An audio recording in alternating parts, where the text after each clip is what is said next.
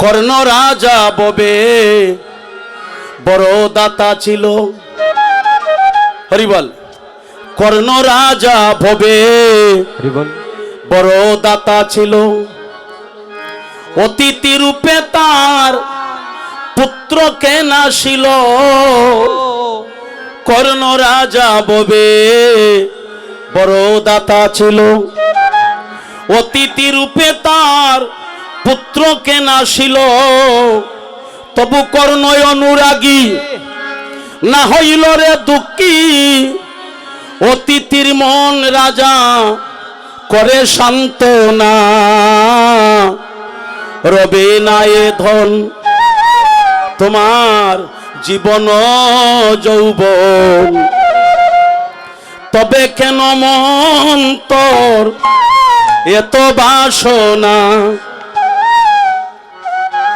তারপরে যে করে কালার দেখবেন যার করে ভক্ত বেশি, হ্যাঁ, যারা সাধু মালা তিলক পরে প্রসাদ বুঝি ঠাকুরকে না দিয়ে কিছু খায় না, তাদের নিন্দামন্দ বেশি। হরিবল না ভুল বলছি মা? তাদের গড়ে তার শিশুটা পর্যন্ত একাদশী করে, কপালে তিলক দেয়, ঠাকুর ঘরে যায়, তুলসীর মালা পরে। যাদের ভক্ত বেশি হয়, যারা ঠাকুরের ভক্ত বেশি হয়, তাদের জ্বালাও বেশি হয়। তাদেরকে মানুষ নিন্দামন্দ করে। কারা করে? সঠিক ভক্তরা করে না। তবে এসব আপনারা শুনবেন না, এসব শুনবেন না। এটা পদই বলা আছে, যে করে কালার চরণের আশা। জানো না রে মন তার কি দুর্দশা। যে করে কালার চরণের আশা।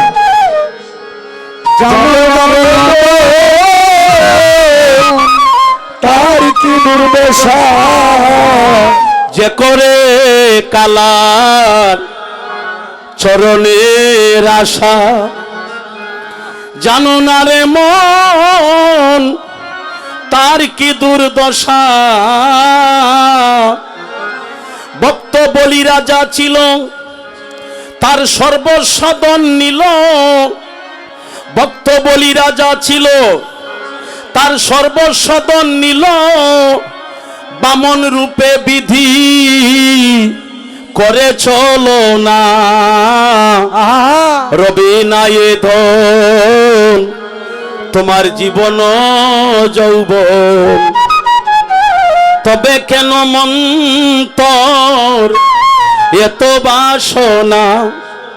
তারপরে প্রহ্লাদ চরিত্র দেখো, দৈত্য দামে কত কষ্ট পেল এই হরির নামে। তুলতলি গৌর হরিব। চরিত্র দেখো দৈত্য দামে কত কষ্ট এই হরির নামে। আহারে কত প্রমাণ দেব, কত শত শত প্রমাণ আছে ভক্তদের। হরিবল। দাদা পাশে একটু বাসা। এই প্রহ্লাদের বাবাই ছিল অসুর। দাদা প্রহ্লাদের বাবা বলেছে, আমার রাজ্যে হরি নাম চলবে না, আমি তোমার শিরচ্ছেদ করে দেব।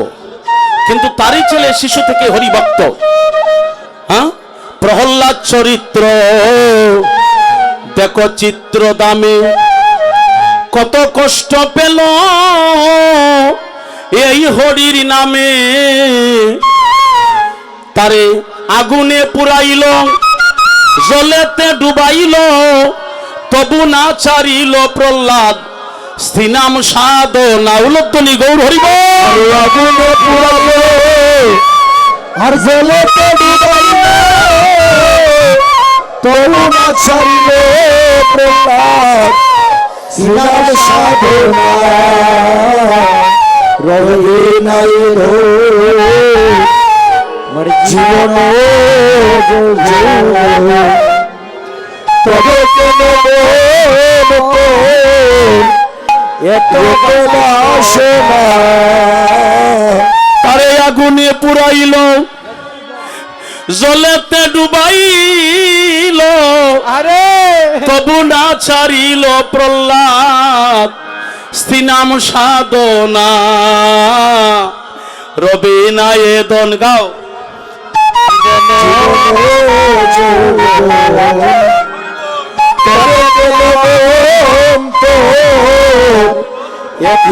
বাসনা রবে নাই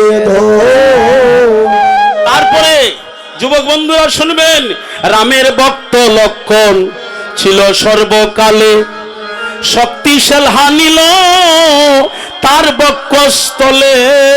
রামের ভক্ত লক্ষণ ছিল সর্বকালে, শক্তিশাল হানিল তার ভক্তস্থলে। এই দেখেন, এই মেয়েটার কথা বলেছিলাম, আবার আসছে, বারবার চরণ ধরে ভক্তি করছে, বারবার আমার সাথে আলিঙ্গন করছে। সে যদি বুঝতো আমি একজন নারী, আমি একটা মেয়ে মানুষ, আমি পুরুষের গলায় কি করে ধরবো, তাহলে কি হতো? সে তার মান খুলো মান কিছু বুঝে না, সে বুঝে এটাই আমি সাধু সঙ্গে গিয়ে আমি ভক্তের সাথে আলিঙ্গন করে হরি কথা কৃষ্ণ কথা শুনে আমার মানব জনমকে আমি ধন্য করে আসবো। বাবা তুমি অনেক বড় হইবে, যাও, তোমার দ্বারা পৃথিবীর কল্যাণ হবে, অনেক বড় হবে। বসো বাবা, এখানে বসো।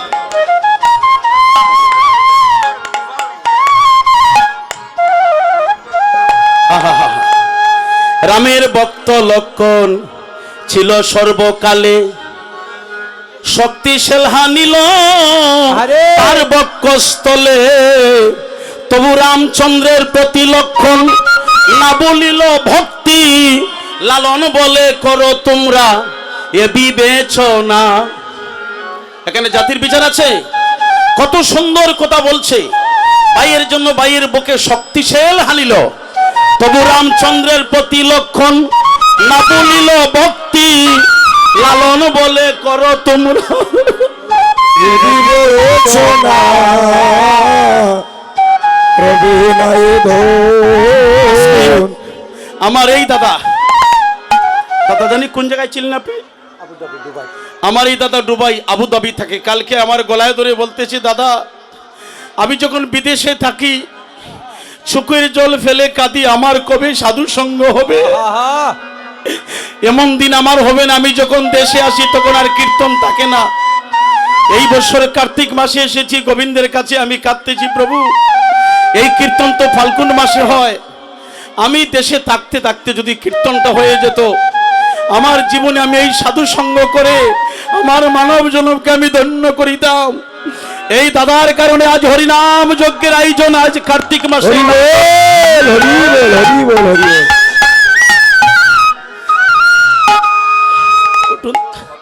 এই দাদা অনেক অনুদান করেছে মন্দিরে। আমি একটা কথা বলি দাদাকে, আপনার জীবনে অর্জিত যত অর্থ ভগবানের নামে ব্যয় করেছেন, ভগবানের বাসস্থান নির্মাণ করেছেন, আপনার জন্য ভগবান যেন বাসস্থান নির্মাণ করে। যারা গোবিন্দকে ভালোবাসে, গোবিন্দকে যারা ভালোবাসে, একটা কথাই মনে রাখবেন, যারা গোবিন্দকে ভালোবাসে তাদের কষ্ট বেশি হয়। তবে কষ্ট হইতে হইতে যেদিন গোবিন্দের দয়া হবে সেদিন আর তোমার দুঃখ কষ্ট থাকবে না। হতার 5:30 হতার কেঁদে কেঁদে যারা গোবিন্দের ভালোবাসে, কেঁদে কেঁদে ও তার জনম যায় রে।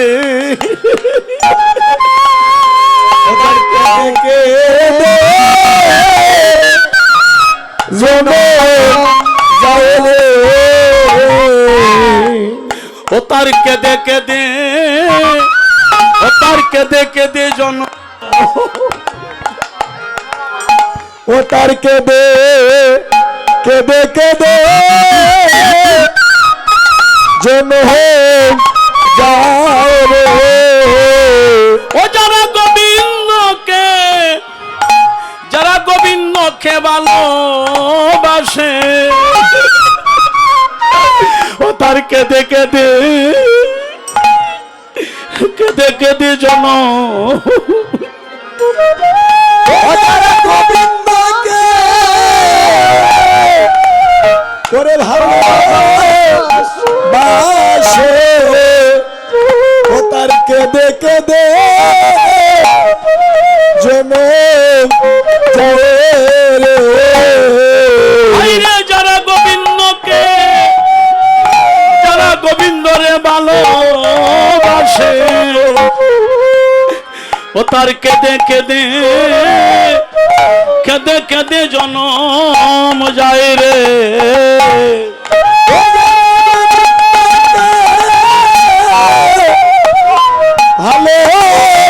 ভালোবাসে ও তার কেঁদে কেঁদে জনম যায় রে। ও তার ঘরে জ্বালা, ও তার বাইরে জ্বালা, জ্বালা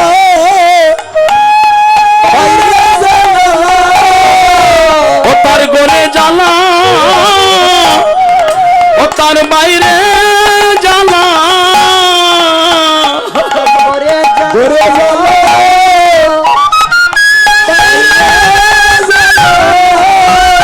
ও তার জ্বালাই জ্বালা,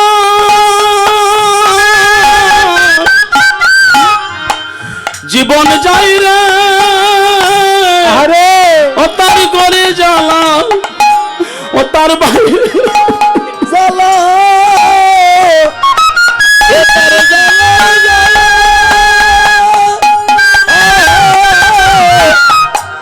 জনম যাই রে ঘরে জ্বালা বাইরে জ্বালা। ও তার কেঁদে কেঁদে কেঁদে কেঁদে জনম যায় রে। ও তার কেঁদে কেঁদে কেঁদে জনম যায় রে। তারা গৌরাঙ্গ বলিয়া কান্দে রে যারা। গৌর উচ্চস্বরে ধ্বনি করবেন, হরিবল জয় জয় সচিনন্দন গৌর হরি কি, জয় জয় সচিনন্দন গৌর হরি কি, জয় জয় মধুময় নব বৃন্দাবন ধাম কি, ভক্তর ভগবানে মধুর মিলন কি, আপন আপন পিতা মাতা কি, আপন আপন সাধুগুরু বৈষ্ণব কি, ভক্তর ভগবানে মধুর মিলন কি, আজকের মহাপ্রসাদ কি, এই গ্রামের সাধুগুরু বৈষ্ণব কি, সকলেই আশীর্বাদ করবেন তাদের কীর্তনটা যেন অমর হয়ে থাকে। আমরা সকলে একটু উল্লতনি করতে হবে মায়েরা উচ্চস্বরে। গৌর হরি বল। আয় নাচে রে গৌরাঙ্গ আমার,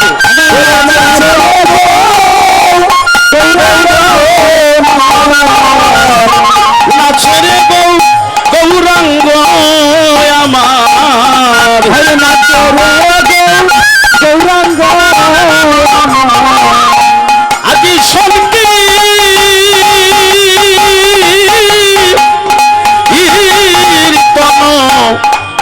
তন মাঝে রে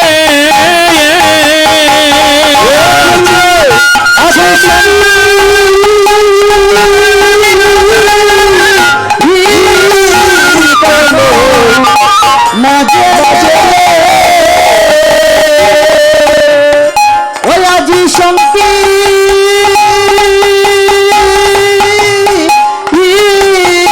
কোন কোন মাঝে রে। ওরে আজি দুসুতিপু, ওরে পুয়ার মালা আমার গৌর গৌর গলে সাজে। ওরে দুশো মালা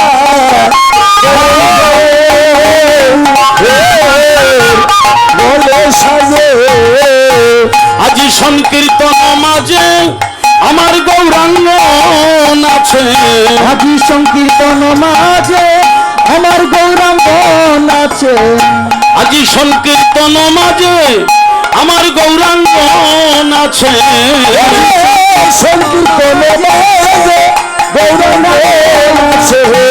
আমার কলির জীবরে উদ্ধার করিতে হরিব। সংকীর্তন মাঝে আমার গৌরাঙ্গ আছে আমার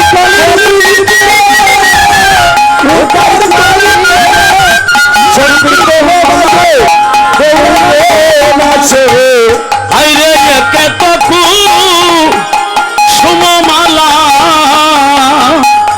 মালা রে আজি গৌরবরণে হাইরে কত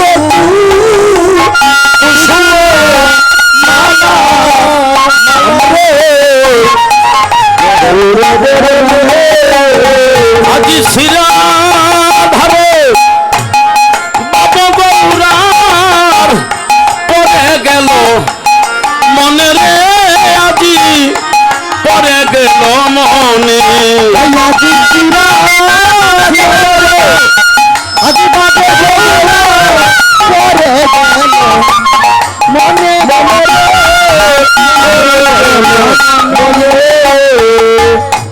তুমি শোনো শোনো ও গৌরী দাস গুণের বাইরে শোনো আমার কথা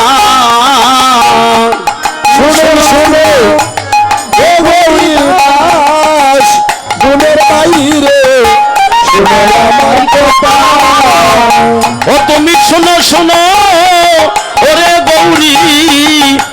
গৌরী দাস শোনো মোর কথা শোনো শোনো শোনো ও গৌরীদাস গুণের বাইরে শোনো মোর কথা ওরে তুমি আমার এলো বেলুনটা লুকিয়ে রাখুন তুমি আমার এলো লইয়া শোনো রাধায় আসে জোতাই রে রাধায় আসে জোতা তুমি রাধা রাধা আছে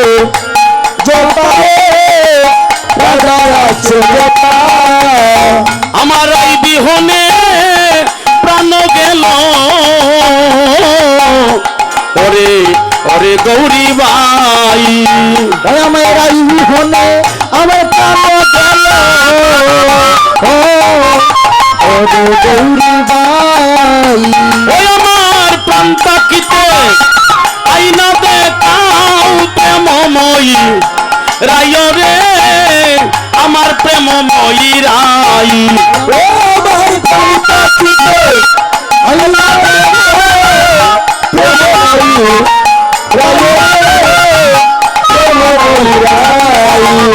বাইরে অগুনের বাইরে আমার প্রাণ তাকিতে আইনা দেখাও প্রেমময়ী রায় রে প্রেমময়ী রাই ওরে বান্দাদিতে আইনা দেখাও প্রেমময়ী রায় রে প্রেমময়ী রাই আমার গৌরী দাসে বলে ও প্রভু তুমি কেন উচ্ছাটন আমার গৌরী দাসে বলে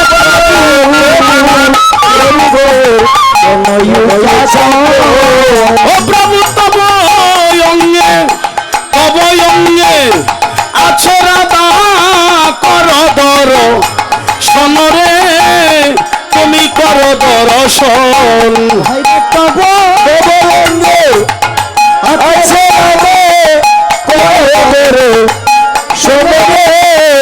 করে আমার রাধা রাধা বলে প্রভু আমার করে নক্রন্দন আমার রাধা রাধা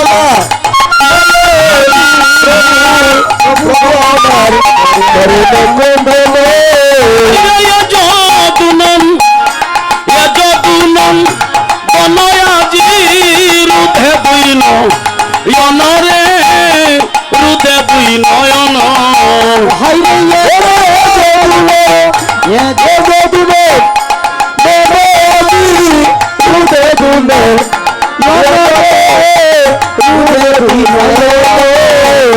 আমার যদুনন্দনের এই বাসনা আমার জাদু নন্দনে এই বাসনা ও প্রভু আমার মরণে দিও, আমার মরণ কালে পাই যেন কত ছায়া, যদু নন্দনের এই বাসনা। আমার মরণে দিও চরণ ছায়া এই বাসনা আমার শেষে দিও তোমার পদ ছায়া, যদু নন্দনের এই বাসনা। শেষে দিও ওই আমার অন্তিম কালে তা ভরাবে। শেষে দিয়েছে যদুনন্দনের এই বাসনা, যদুনন্দনের এই বাসনা।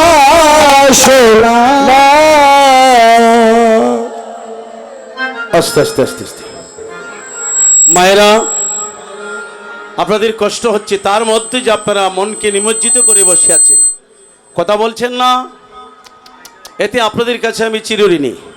তবে বাচ্চাগুলোকে নিজ দায়িত্বে কোলে বসিয়ে রাখবেন, যাতে পিছনের মাও দেখতে পারে।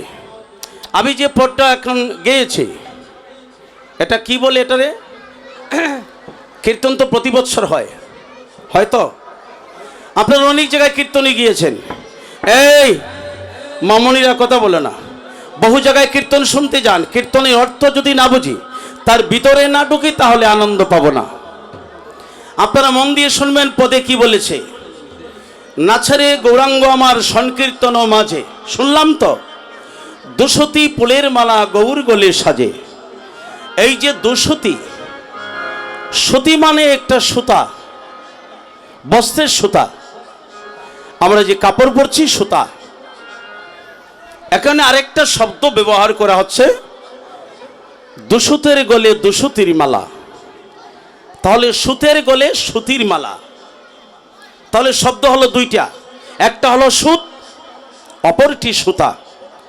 আমাদের এখানে বুঝতে হবে সুত শব্দের অর্থে কি বোঝায় আর সতী শব্দে কি বোঝায়।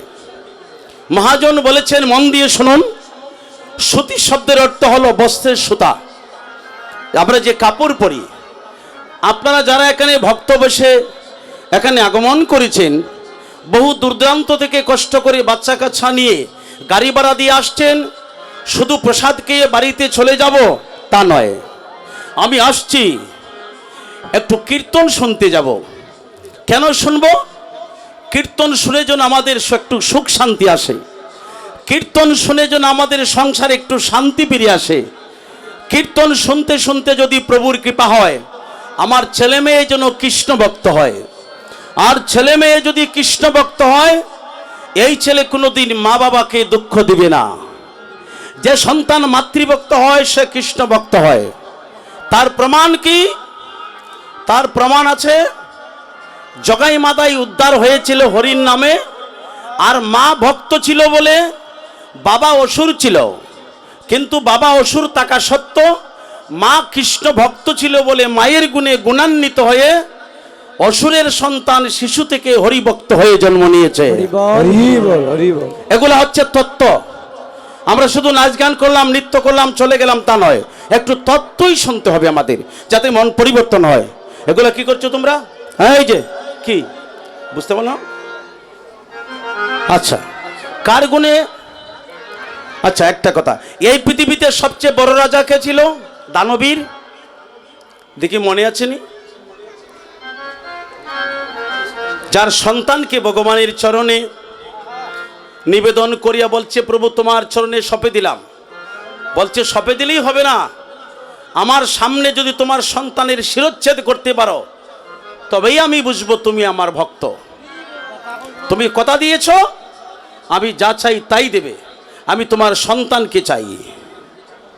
তাহলে এখানে আমরা যত ভক্ত আছি, বর্তমানে যুগের কথা, যদি কোনো ভগবান অতীত রূপে কারো বাড়িতে গিয়ে বলে, এই যে মামনি গল্প করো না বাবা, যদি কারো বাড়িতে অতীত রূপে গিয়ে বলে, ভগবান অতীত রূপে যায়, গিয়ে যদি বলে আমি তোমার সন্তানকে চাই, তোমার সন্তানটা আমার কাছে দিয়ে দেও, এমন কোনো ভক্ত আছে তার পেটের ঔরসে সন্তান দিবে না? মায়ের জীবনকে সন্তানের বিনিময়ে বিসর্জন দিয়ে দিবে, কিন্তু সন্তানকে ছাড়বে না। এই যেমন আমরা কালী পূজা করি, কালী পূজা করি না, লক্ষ লক্ষ টাকা ব্যয় হয়, কিন্তু কালীর পরনে সুন্দর বস্ত্র নাই, আছে? আমরা যে নারীর পরনে বস্ত্র নাই, কাপড় নাই, এই নারীর সামনে আমরা পাঠা বলি দিয়ে পূজা করি, মানসিক করি, উপবাস করি। কেন করি? তিনি মা, তিনি জগৎ জননী। যেদিন অসুর বংশের তাণ্ডবে, অসুরের প্রভাবে যেদিন এই মানব জীবকে অসুররা যেদিন নিধন করেছিল, সকল সাধুদেরকে অত্যাচার করেছিল, কিন্তু মা বলছে ওরা সবাই আমার সন্তান। এই সন্তানকে বাঁচাতে মা জ্ঞান শূন্য হয়ে তার পরনের বস্ত্র খুলে গিয়েছিল। হরি বল। এটার প্রমাণ দিয়েছে কিভাবে? বিখ্যাত কবি, একটা মায়ের সন্তান কুল থেকে যদি একটা সন্ত্রাসে নিয়ে যায়, মা কি দেবে? এই সন্ত্রাস হাতে তুলে দিবে? আর এই সন্ত্রাস নিয়ে যদি তোমার সন্তানকে টুকরো টুকরো করতে চায়, মার জীবন থাকতে দেবে? মা তার জীবন দিয়ে সন্তানকে বাঁচাতে যাবে। আর এই সন্তানকে এই ডাকাতের সন্ত্রাসের হাত থেকে বাঁচাতে গিয়ে যদি মায়ের বস্ত্র খুলে যায়, কিন্তু মা বস্ত্রর দিকে খেয়াল করবে না, মা জীবন দিয়ে তার সন্তানকে বাঁচাবে। হরি বল। তাই মা কালী আমাদেরকে রক্ষা করতেই তাদের সন্তানদেরকে বাঁচাতে এমন অবস্থা হয়েছিল। এই জন্য তার কাছে কৃতজ্ঞতা জ্ঞাপন করে আমরা মায়ের পূজা দেই, যে মা তোমার এই রূপ, যে রূপে তুমি সারা বিশ্বের সন্তানকে রক্ষা করেছিলে, এই রূপে তোমাকে তারা পূজা দিবে। যারা পূজা দিবে না এরা অকৃতজ্ঞ হবে, আর যারা পূজা দিবে তারা কৃতজ্ঞ হবে। হরি বল। হরি বল। হরি বল। আস্তে, খুব মূল্যবান কথাগুলো মন দিয়ে শুনবেন। তাহলে কোনো মা দিতে চায় না। এই বাচ্চাটা কার?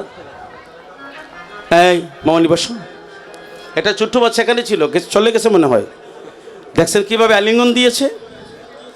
আহা, এই বাচ্চাটা কার গর্ভে জন্ম নিয়েছে আমি জানি না, তবে এই সন্তানটার দ্বারা এত মেয়ে মানুষ।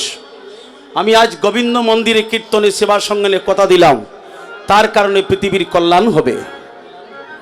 তার এই শিশু অবস্থায় যে ভক্তি, যে ভালোবাসা আমাকে জড়িয়ে ধরেছে। কই আছে তো মেয়েটা? এখানে ছিল। যাই হোক, হরি বল। মহাপ্রভু আসতে, মহাপ্রভু বলেছে কলির জীব যার হয় তার অল্পই হয়ে যায়, আর যার হয় না 120 হবে না। যদি সে বিষয় আসলে না চাটতে পারে। 50 বছর বয়স হয়ে গেল, পঞ্চতত্ত্ব ছাড়লাম না, তাহলে হবে না। যার হয় অল্পতি হয়ে যায়। আচ্ছা, তাহলে এই পৃথিবীতে সবচেয়ে বড় রাজা, যার সন্তান ভগবানকে বলছিল আমি তোমার সামনে শিরচ্ছেদ করব। আপনারা মায়েদেরকে আমি জিজ্ঞেস করতেছি, বলুন তো এই সন্তানটা কার ছিল? যে সন্তানকে ভগবানের সামনে শিরচ্ছেদ করেছিল।